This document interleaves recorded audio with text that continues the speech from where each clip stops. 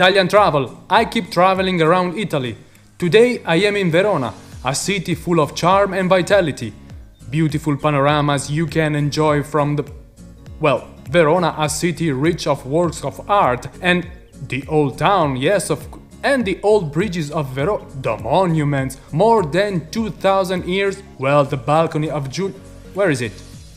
And the gardens of Verona, yeah, small hidden spots where we are going to talk about the great food of and the wine, yes.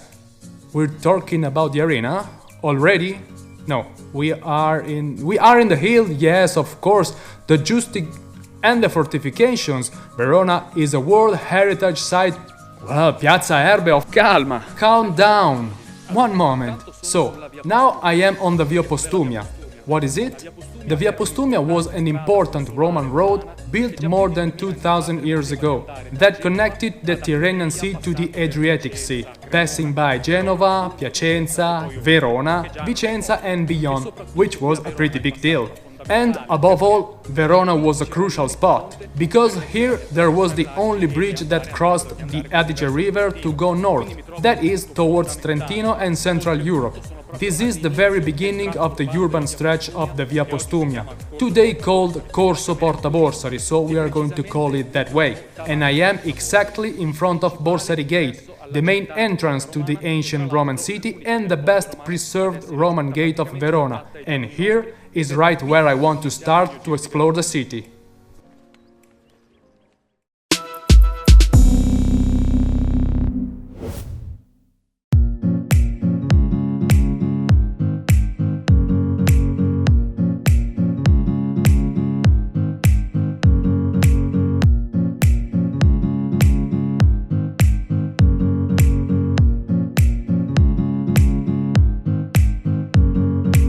What were we saying? Right, Corso Porta Borsari, today one of the liveliest streets of the old town of Verona and a landmark of the city, with lots of shops, bars, restaurants, also along the surrounding streets. In short, one of the Veronese strolls that leads straight to Piazza Erbe, the ancient Roman forum that after centuries still is the heart of the Veronese life. And it couldn't be otherwise. In this square I should speak for an hour of every single pebble, every tile, every window, but don't worry, I'm not. However, just to give you an idea, you should know that here in Piazza Erbe there is the column of Saint Mark, with the lion, the icon of the Republic of Venice. But the one you see is from 1886, because the original one was destroyed by the French army. Behind the column is the Maffei Palace, very popular here in Verona, second half of the 17th century, with a terrace and, starting from the left, Hercules, Jupiter, Venus, Mercury, Apollo and Minerva, who are not players from a football team, but the statues you just saw. Next to the palace is the Gardello Tower, with the oldest bell clock in Verona and one of the oldest in Europe. Then, the marble Capitol right there for over 900 years, where the podesta used to sit during the settlement ceremony. The statue of the Veronese poet BERTO Barbarani, that looks to the center of the square, where there is the fountain with the statue of the Madonna Verona, the icon of the city. The statue called Civiltà Italica, that recalls the massacre of November 14, 1915, when the Austrian army set off a bomb that caused many victims. The Domus Mercatorum. What is that? It's the merchant's house here above my head, the headquarters of the merchant associations, the houses of the Della Scala family, the governors of Verona in the Middle Ages, that were granaries, shops, private homes, and I stop here because I know you're checking out what Casey Neistat is doing on YouTube. No, don't go away, because I have many interesting things to tell you. So, Piazza Erbe, this is the place to be in Verona. Of course, you are going to pass by when in Verona to stroll, check out the stands, go for shopping, or maybe sit at the door of one of the many bars to sip a cocktail and enjoy life. What is not easy to find, especially if you come to Verona for the first time, is Piazza dei Signori. Piazza dei Signori is the seat of the ancient buildings of the Veronese political and administrative life, under which there is one of the largest urban archaeological areas in Italy. So, Piazza dei Signori is enclosed among these buildings. There are some small entries, not easy to find, but I want to help you. To enter Piazza dei Signori, you just need to find a whalebone. A whalebone? I'm not getting mad. You need to find a whale rib, to be precise. But it's not a treasure hunt. I mean, there is a whale rib hanging from an arch, you find it, you pass down the arch, you're in Piazza dei Signori.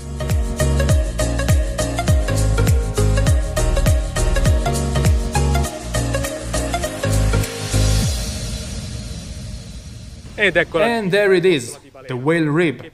According to the legend, it was a devil's rib, but it's actually a whale rib, which belonged to a sign of an ancient workshop that was located here in the Middle Ages. Now, how is possible a whale rib in Verona? I don't know. Mystery. Anyway, there's the rib, the arch, and you are in Piazza dei Signori. And don't worry, it's not going to fall. It's been hanging from that arch for over 300 years. Rather, you should be careful of the Fracastoro Bowl. The Fracastoro Bowl? Don't you know? Okay, come on, I'll tell you.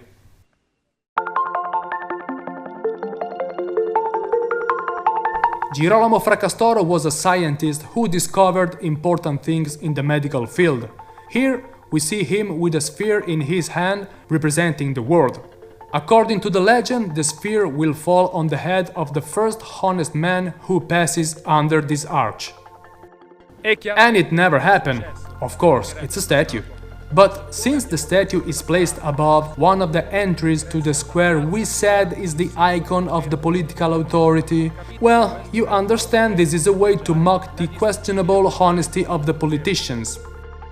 This is the place where the city organizes events, like the Verona in Love Festival, Verona, the city of love. People dance the tango, a huge kiss all together.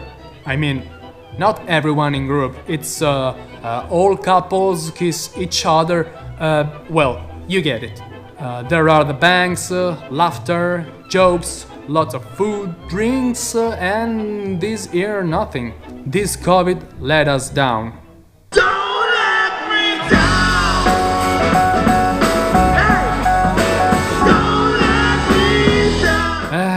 Don't let me down. My adventurous friends, let's be optimistic and keep on dancing, because, you know.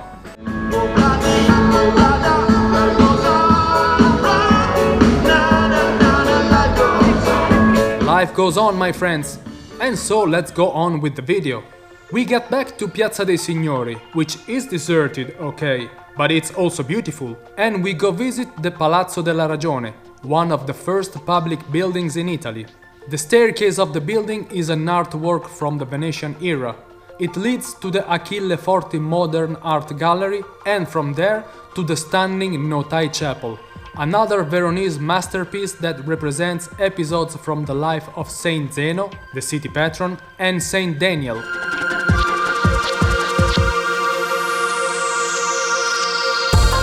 Right next to the palace, the Lamberti Tower rises for 84 meters, 275 feet above the old town.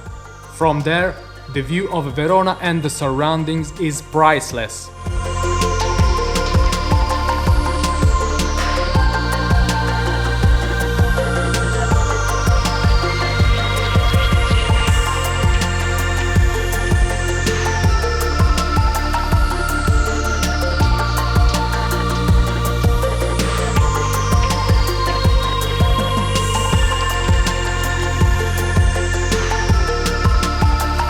But let's go back for a moment to the Podesta Palace, dwelling of the governors of Verona where eminent men were hosted, including Giotto and this gentleman behind me. Yes, because Dante lived here for about 7 years, which is a big part of his exile. Now, he was a master of poetry, everybody knows, but he was also a politician. He was a prior and ambassador of Florence. But you should know that politics was his greatest worry. So, we are between the 13th and the 14th century. The political situation in Florence is basically a struggle between white guelphs, who supported the merchants, and black guelphs, who supported the Pope, Bonifacio VIII. Dante sided with the white guelphs, so in contrast to the Pope, who wanted to highlight his power in Tuscany. Therefore, he ordered the Allied troops a bloody repression against the white guelphs. Dante was blamed, unfairly, of many things, and convicted to exile. By the way, he will never return to Florence, because he died in Ravenna in 1321. However, I read, Alighieri Dante, guilty of bribery, fraud, falsity, treachery, extortion, illegal activity, pederasty, he must pay 5,000 florins of penalty, perpetual disqualification from public office, perpetual exile, and, if caught, burned at the stake. So, they wanted to skin alive the poor Dante.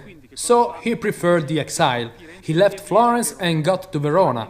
At first, just for a few months, then hosted by Can Grande della Scala, he stayed here for 7 years. Dante found Verona very stimulating, politically and intellectually, and we know he wrote the Divine Comedy during his exile.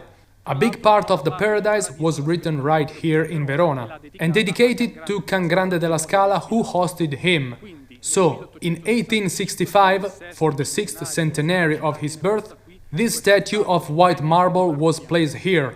I want to highlight a couple of things. First, the statue looks slightly left, because right there is the Podesta Palace where he was hosted. And second, above all, he turns his back to the north. 1865, the Veneto region is still part of the Austrian Empire. So, Dante, Italian icon in the world, forefather of the Italian language, what does he do? He turns his back to the Austrian invaders. To me, this is a clear message. And behind the Podesta Palace there is the small Romanesque church of Santa Maria Antica. That was the private chapel of the Della Scala family. In its courtyard there are the sarcophaguses, a fine example of the Gothic sculpture in Italy, where some governors of the family are buried, while the heirs of Dante Alighieri are buried in the church of San Fermo, a jewel of the Romanesque style, which consists of a lower church with 4 naves, something very rare, and an upper church rich of artworks.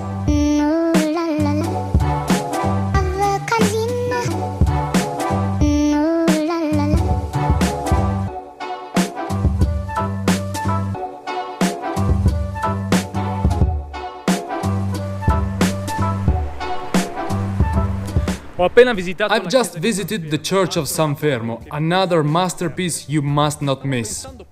I was thinking about something, and I want to ask you. So, we said, Dante, exiled from his town because of fights between different families and factions.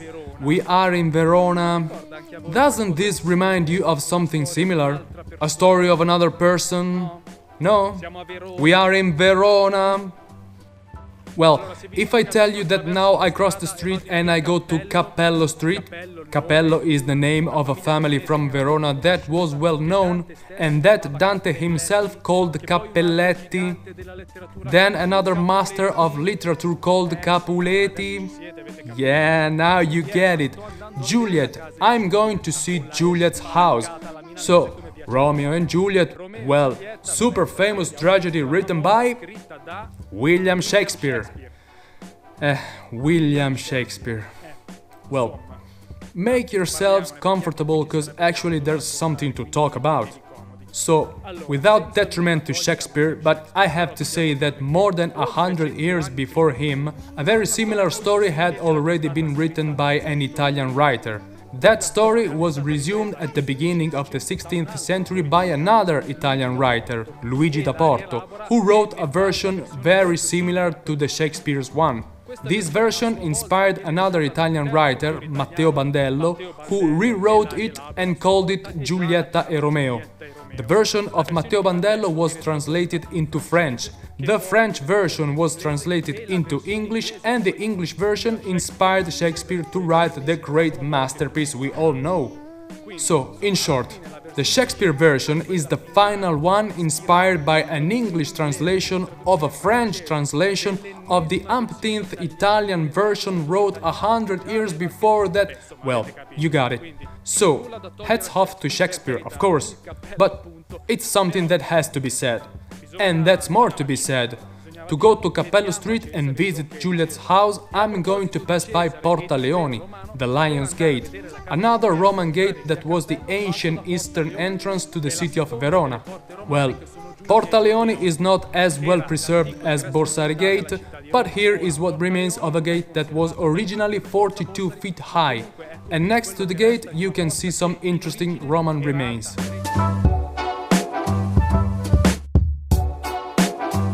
So, we started from Borsari Gate, 2000 years of history, Piazza Erbe with all the stuff I told you, Piazza dei Signori, the Veronese political power, Dante, exiled and hosted in Verona, he wrote the Divine Comedy, the paradise dedicated to the Veronese governors, buried next to the Podesta Palace. The heirs of Dante are buried here in the church of San Fermo, in front of Cappello Street, Cappello, Cappelletti, Capuleti, Romeo and Juliet, Shakespeare, all this beauty just few steps from another Roman gate you pass by to go visit Juliet's house.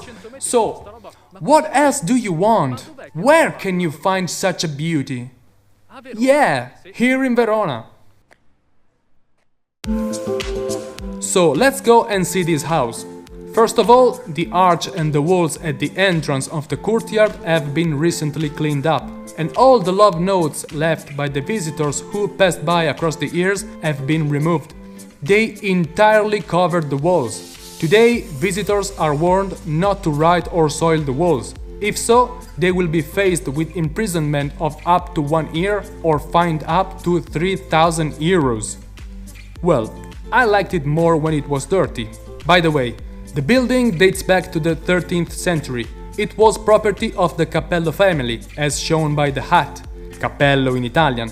The medieval house was picturesquely restored in the middle of the 30s by Antonio Avena, director of the Civic Museums of Verona, who used a marble block to recreate the popular balcony that, no, it's not a true balcony. In the courtyard there is a copy of the statue of Juliet. The original one was very worn out by the visitors. Indeed, according to the legend, if you touch the breast of the statue of Juliet, you will find true love. Bah! I cannot assure that. I just can say that today Juliet's house is one of the icons of Verona.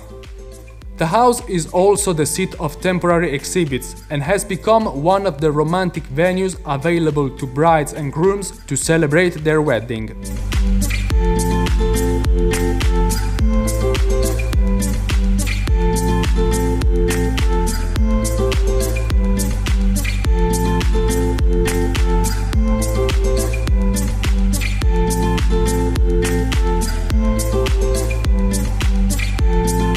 And the visit would not be complete if we didn't see Juliet's grave, which is located in a former monastery of the 13th century, San Francesco al Corso. That is also the seat of the Museum of Frescoes, another venue available to lovers to celebrate their wedding. In the underground crypt, there's the red marble uncovered sarcophagus, where, according to the legend, lied the body of Juliet. In reality, Antonio Avena again put his paw into this. He set up the place to foster Shakespeare's legend, making it a tourist attraction. Well done, director!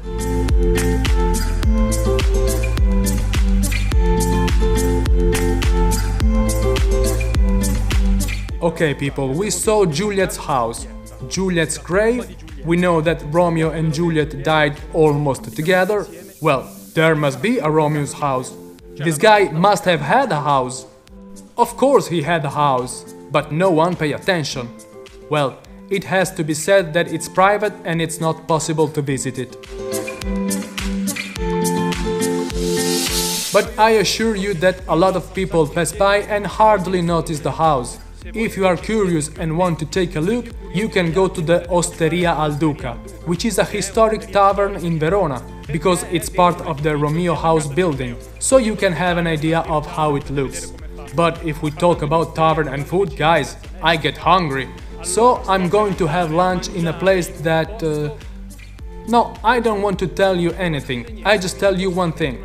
Some guys from Verona who I know told me, if you're hungry, you have to go there. You have to go there. Well, I'm always hungry, and it's not the news, so I'm going there.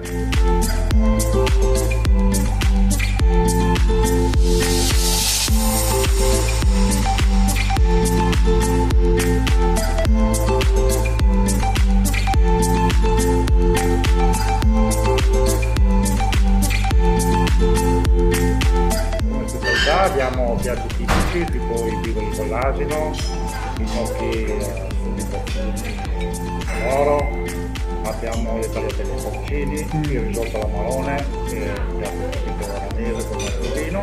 Allora io sarei... I'm going with the bigoli with the donkey ragu. And for the second course, I have been told you cook phenomenal breaded cutlets here. Questo è il locale che è conosciuto per la cotoletta.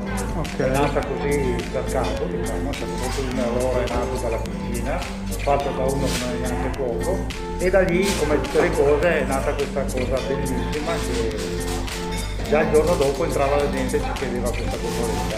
Dopo capirai perché, quando la vedi capirai perché. And please a glass of wine? Cella, o ripasso, oppure addirittura la marone, è veramente fantastica. Right, Verona is also popular for the good wine. Let's have a glass of Amarone. You want me to act like an expert? All I know about wine is that I like it. Indeed, this is really good. Oh, you like wine. What a news.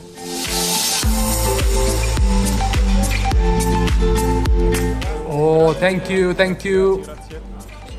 Andrea, the owner of the tavern, brings me a dish of bigoli with donkey ragu that is amazing.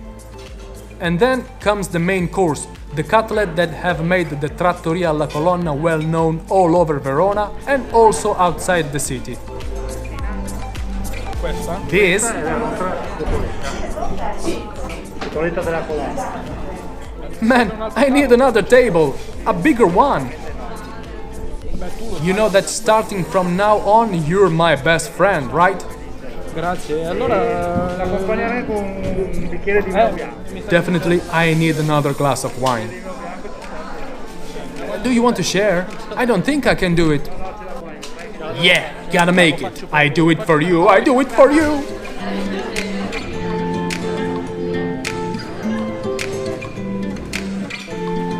This is not a stick, as big as a blanket.